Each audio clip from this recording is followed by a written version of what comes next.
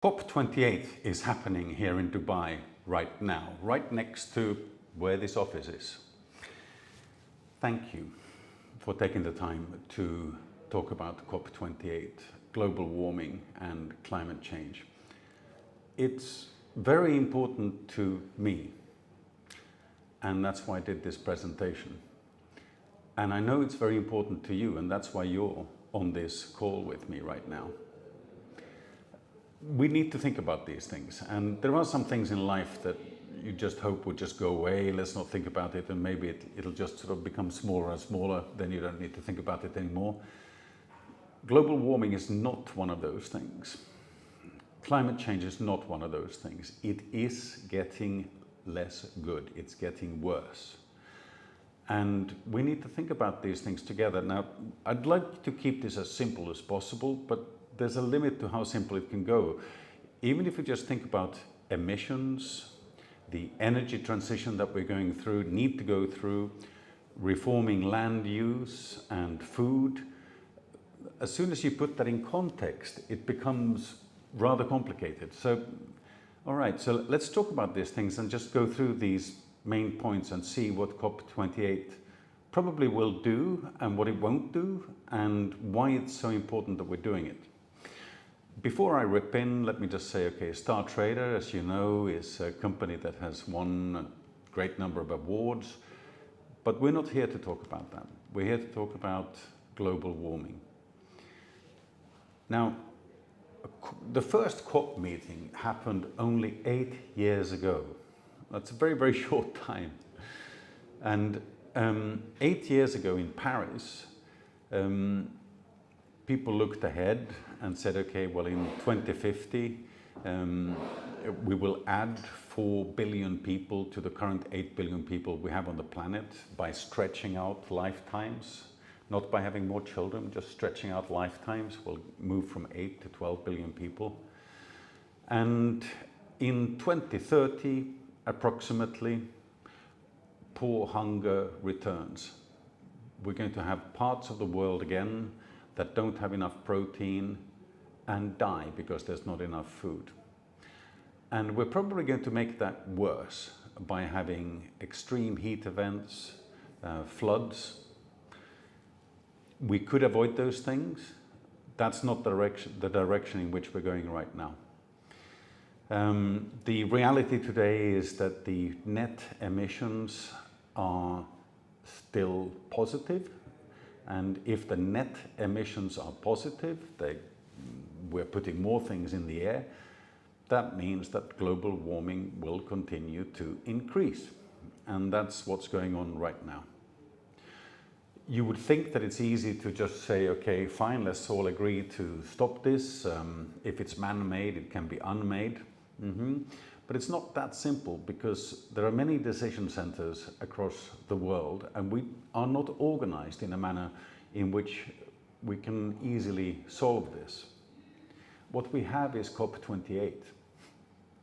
And it might not be much, but it's the best we can do right now. The United Nations cannot force changes, cannot legislate and force people to change their minds. So what COP does is to frame the debates and frame the rules for progress so that at least we do something, so that at least we're trying. We're seeing today that the carbon dioxide release into the atmosphere during 2023 is increasing, methane release into the atmosphere is increasing. There's a lot that we need to do. So what does COP28 in Dubai seek to improve? Well, in 2015, there was only one country in the world that had any net zero targets. Bhutan had some net zero targets. And today, there are around 150 countries that have either formal or informal net zero goals. And you could argue that, okay, but those are not being followed, but it's still better than nothing. And 150 countries signing up to some level of net zero goals is good. It's a step in the right direction. Out of the world's top 2,000 companies, 1,000 companies have set some type of net zero goals for their businesses. That's good. These are good changes. Climate change will very probably be disastrous for billions of people on the planet. That's why we're on this call. But some steps are going in the right direction. Back in 2015, all the countries that were using renewable energy, meaning solar and wind primarily, were using them to very small extents. 5% of China's energy in 2015 was renewable, 2% of United States energy in 2015 was renewable, but today, in 2023, 27% of Chinese energy comes from solar and wind. 6% in the United States comes from solar and wind. In 2023, Germany is on the map as a country with a progressive way of looking at solar and wind. And the fourth largest country in the world in terms of using solar and wind in 2023 is Brazil. Now, these are really good steps. They're not enough, but they're really good steps. And that's what COP28 is all about. Looking at those things together. Now, let's look at the complexity of this. You have finance, you have economics, you have law, you have science, you have trade. These are all different aspects. All the participants in COP28 have their agendas. A lot of the people that will be attending COP28 will be people that you and I don't agree with. But if we want to create change, then we have two options in principle. We can either go to some little place somewhere and we can all agree about what should be done.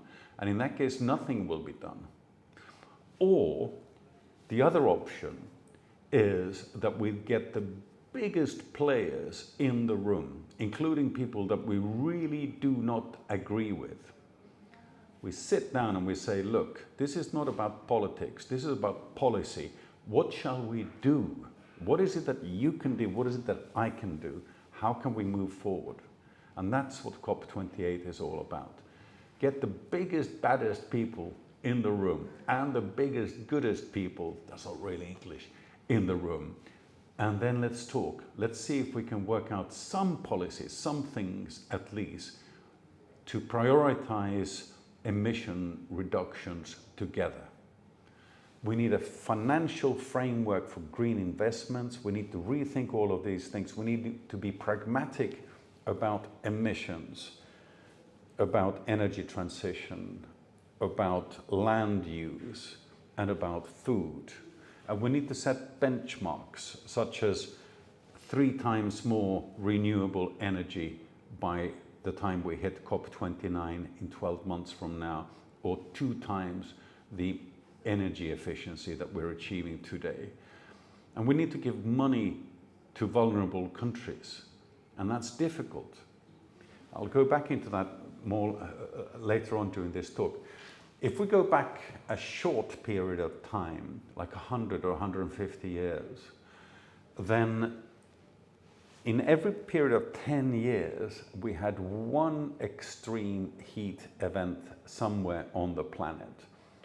One severe heavy rain or precipitation that caused real flooding and damage per 10 years, and one drought where everything was dry in some part of the world per 10 years. That's not the way it's going to be in 2050 if we continue in this direction.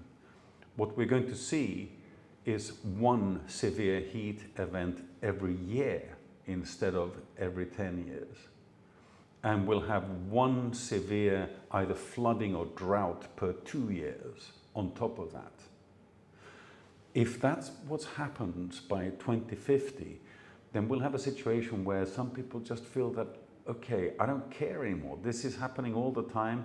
I don't care. We don't want to give billions of dollars to try to help these people that are in need. In fact, and suddenly we have this situation where we have a disastrous situation for billions of people. That's where we are heading at the moment. And COP28 is at least some attempt to try to go in the right direction. These are not small things. Let's look at emissions, just to start looking at the complexity of this. In 2023, every G20 country fails and is failing to meet its own commitments. Okay, there's an attempt within the United Nations to look at the full life cycle of plastics and regulate it all the way through. And that's been blocked by some of the big participants in this game.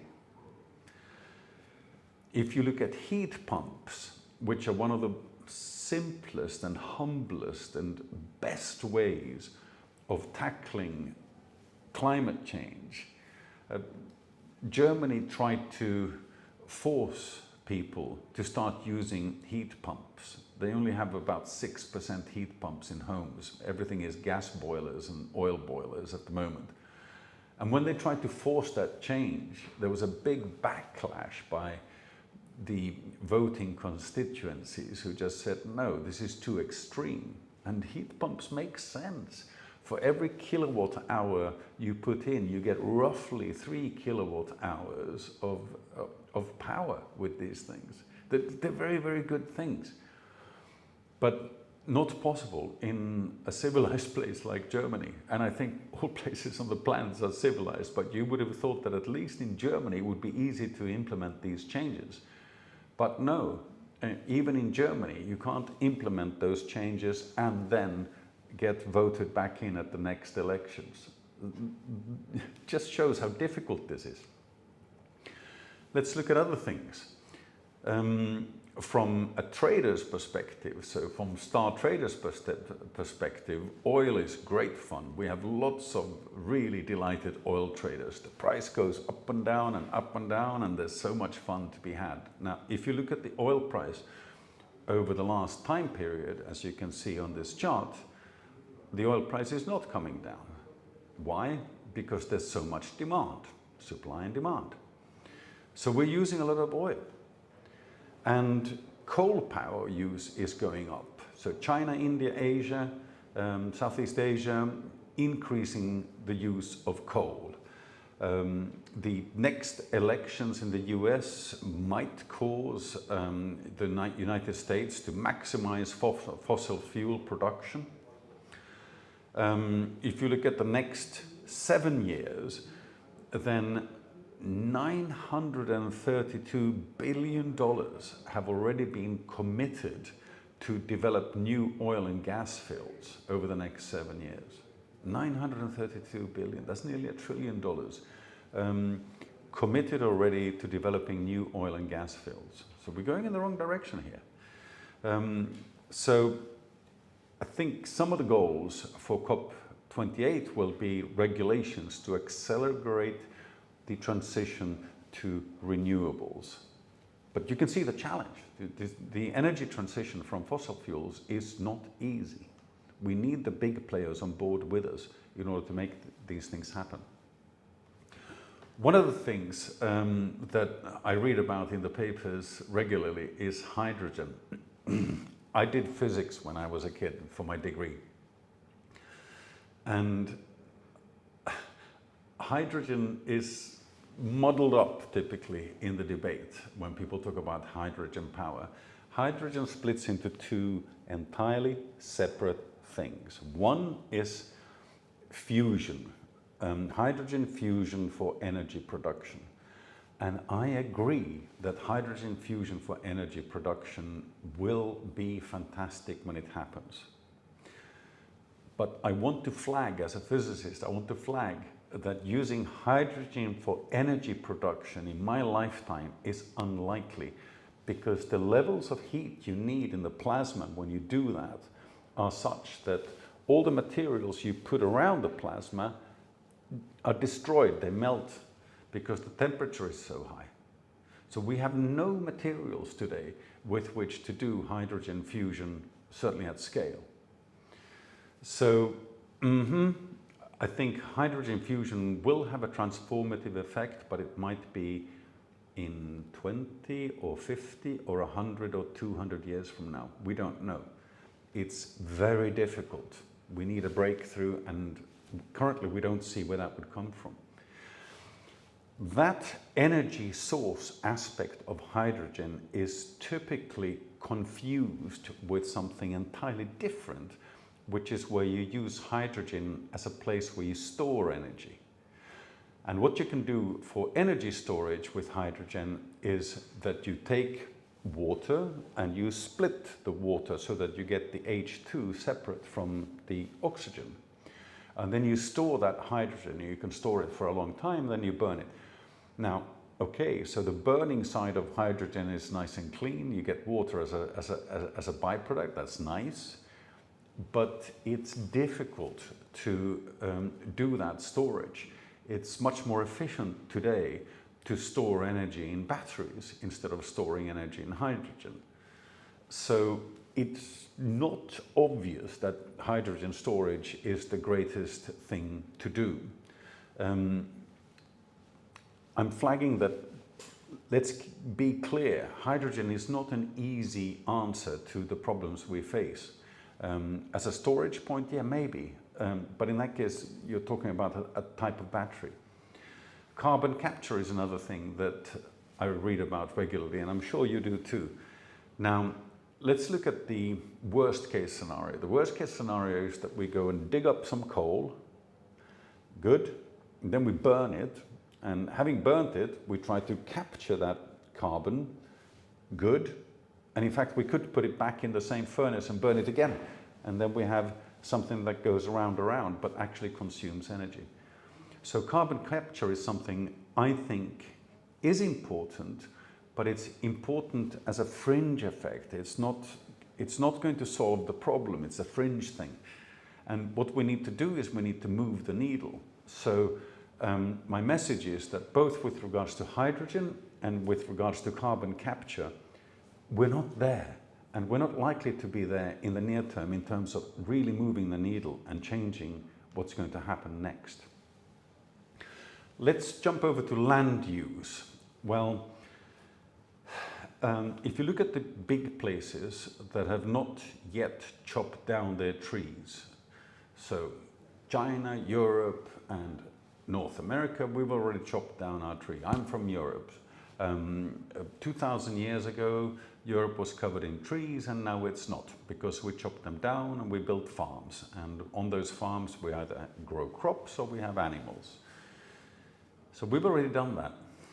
Now, if you look at Brazil, Indonesia, and the Democratic Republic of Congo, then the people who live in forests with lots of trees typically are quite poor. They want to put their children to school, all right? So how do they get that money? Well, the easiest way of getting that money is by selling up to people who can chop down the trees and start farming cattle or start farming cereals. And suddenly we have a problem because we've just chopped down the trees that convert carbon dioxide to oxygen and to sugars. And Brazil has come up with something which sounds quite reasonable. What Brazil is saying that, look guys, these poor people who want to put their children to school should be able to do that, and to be able to do that, we need to give them money so that they don't chop down the trees. Now, if we do that, then we come into the mechanics thereof. We need to get money from the rich countries. That's difficult. And we need to put money in the pockets of the people whose children should be going to school without chopping down the trees. And that's difficult without getting all the corruption that goes with that. So both on extracting the money and putting the money in the right place, I'm sure you can see how difficult that is. That's what COP28 is all about, having that type of discussion. What's happening at the moment is that increasing amounts of land are being made available for agricultural use, and when it's farming, that means more carbon dioxide and more methane. I'll talk about that in a moment. Plus urbanization, people are building houses on these things. Okay, good, so that's more energy consumption, again, and fewer trees. Land use is a big issue, and it's one of the big things that COP28 will be discussing, but it's not the only one. Another thing is farming itself, and greenhouse gases. Now, the biggest bandit with greenhouse gases is carbon dioxide, definitely. It's nearly 3/4 of the problem. And the biggest bandit behind carbon dioxide is the fact that we are using fossil fuels for all the purposes, industrial and home and everything else. And that's generating lots of carbon dioxide. That's the biggest problem in terms of radiative forcing. If you look at the 25%, then the biggest problem there is methane from farming, different forms of farming, and primarily animals. So, okay, so where are we going to go with that? Well, I think overall there's a trend towards food that's clean, that doesn't depend on antibiotics. But it's difficult because we've already overfished the oceans, we've already overhunted our forests. There's a trend to clean food, but if we're going to address that, then we need really intensive farms close to cities where people live, with minimal logistics, recirculating water, sustainable feed, electricity powered. And these are new ways of achieving food and building protein. We need to do those things. There's a lot of work that needs to be done in those areas. And as a whole, all of this is an economy-wide transition that's needed. All of us need to act as much as we can do.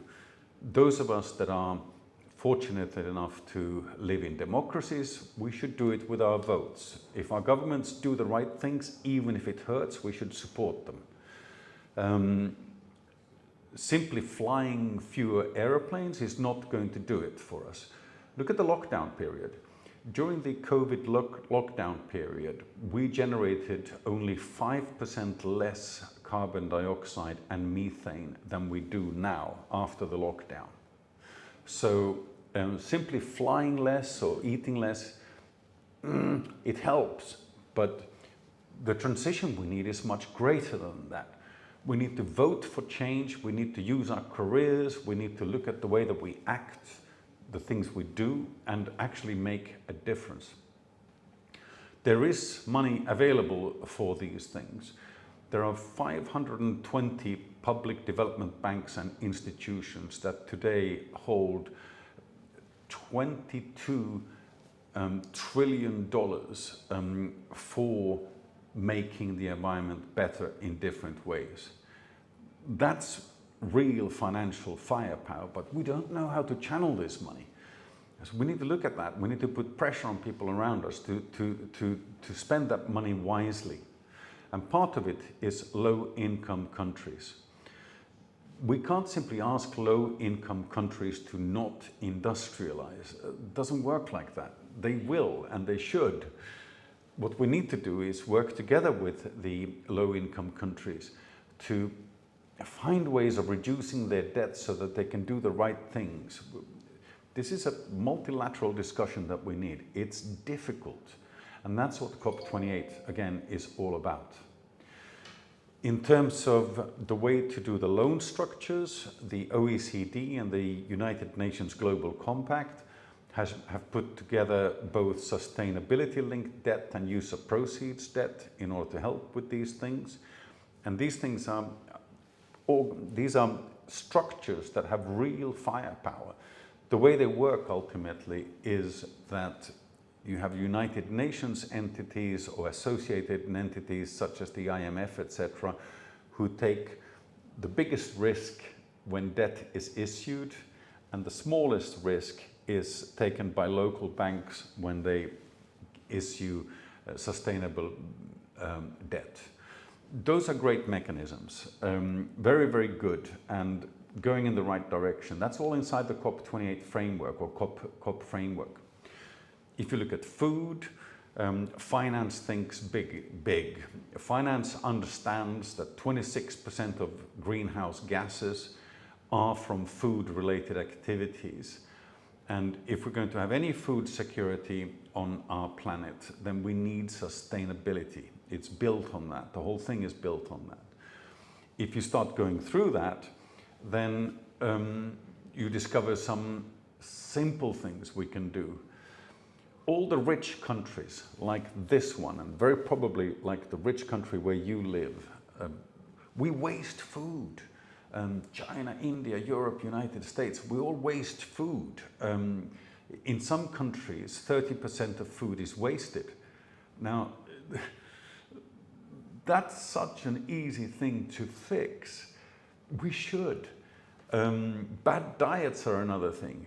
We eat inefficiently. We eat food that we shouldn't be eating at all. And that causes climate damage. We need to transition away from wasting food. We need to transition away from bad diets towards situations where all the players make money, profitable throughout. Otherwise, companies are not going to come with us. We need the fast food companies to come with us. We need everyone to come with us in a way where step by step, every step makes sense. Just like evolution, every step has to be a positive one. We have to get to a situation where we have clean, fresh, and sustainable food. Otherwise, we have a problem. We have a problem right now. We now have to switch to a situation where we have lower greenhouse gases per kilogram of food that we eat. To a great extent, that simply means switching from things like beef to fish, from chicken to rice, whatever. Rice might be a bad example because rice produces lots of methane. But we have to move the needle. We have to take these things really seriously. And I've seen a lot of investors make interesting and bold moves. Kleiner Perkins, Google, Andreessen Horowitz, Khosla, Gates, Musk have all invested lots of money in things like insect food and lab-grown meat. Now, those things are difficult to scale, and also food is emotional and cultural. If you look at the vast majority of people want food that they recognize. So asking people to eat insects might be asking for too much. It already helps a lot if we simply move from highly inefficient food to more efficient food, not waste, and eat a good diet. Those are easier things that we can do, and they really move the needle. They really make a difference. Now, one of those things is intensive fish farming. If you do that at sea, then you quite quickly run into something called eutrophication. The way that works is that you have farming on land, and we intensively put lots of nutrients in the land in order to make everything grow quickly. Those nutrients leach into water, and then in still waters we start getting algae blooming on the surface. When those algae bloom on the surface, they block the light. Blocking the light means that the underlying plants become weak. When they become weak, bacteria attack them and they start to die. And then the algae die themselves and they drop down. The bacteria eat all of those things, and they eat them so fast that they eat up all the oxygen, and then the fish die. And then everything is dead. And then fresh water is flushed in, and the cycle begins again. That's called eutrophication. We're going to see problems like that for intensive fish farming. We're going to see problems like that for intensive farming. We need to tackle these things. We need scientific cooperation across the world to fix these things, make them better. Intensive fish farming is something that does work.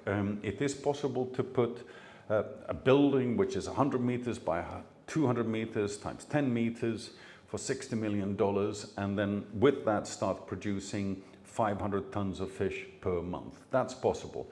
In goes electricity, in goes water, in goes feed, out comes 500 tons of fish per month. That's achievable. So those are improvements that can move the needle. But for us as traders, And I've spoken to you, I've spoken to all of you, everyone that I can find, to hear what you like to eat. And I can comfortably say that Forex traders are omnivores. We eat so many different things. Some of us are vegetarians, some of us are vegans, some of us prefer fish, beef, lamb, whatever, chicken. We eat lots of different things. What we need to do as individuals, and that's why I know that you're on this call and I'm on this call, is we need to ask ourselves who we are. What type of a person do we want to be? Do we want to be part of the solution or the problem? That's the challenge. What planetary settlement do we want to embody? What is it that we're making real? We need to buy food in line with that decision, and we need to waste less. We need to change our world to fit our self-conception of where we want to go. So where are we now? COP28?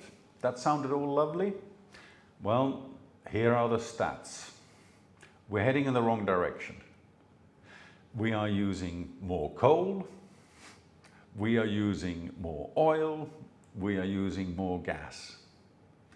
That's what we're doing right now. We're also increasing the percentage of renewable. But let's not kid ourselves.